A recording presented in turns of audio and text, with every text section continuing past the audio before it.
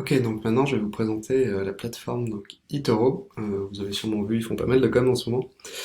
Alors déjà, ce qui est intéressant avec eToro, et ce qui est rarement proposé par d'autres plateformes, c'est cette fonction, cet aspect social. Donc en gros, ce qui est cool, c'est que voilà, comme un réseau social, vous avez des utilisateurs que vous pouvez suivre, et ces utilisateurs, ils peuvent créer des portefeuilles, et vous pouvez en quelques clics copier le portefeuille de ces gens. Donc souvent, ce sont des experts. Et si demain vous devenez vous aussi un expert, bah, vous pourrez aussi être copié par d'autres et être rémunéré pour ça. Donc, à côté de ça, les avantages de eToro, c'est que vous pouvez aussi acheter des fractions d'actions. Une action Amazon qui coûte 1800, bah, vous pourrez acheter que par exemple 100 $ de cette action. On peut facilement ouvrir son compte. Le minimum c'est 200 $, donc ça reste assez raisonnable.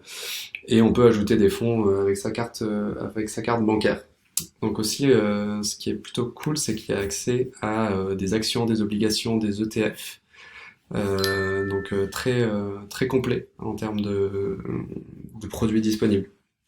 Donc je vais vous montrer par exemple, là, si jamais j'ai envie d'acheter une action Facebook, pardon, bah voilà, j'ai juste à voilà. Donc le minimum est toujours de 50 $. Donc on ne peut pas acheter des fractions plus basses que 50 $. Ce qui est sympa aussi, c'est qu'on a accès à des commentaires des autres utilisateurs, donc ce qui peut être sympa pour augmenter son source de connaissances par rapport à une action. Donc voilà, vous pouvez même traduire si c'est pas dans la bonne langue, etc.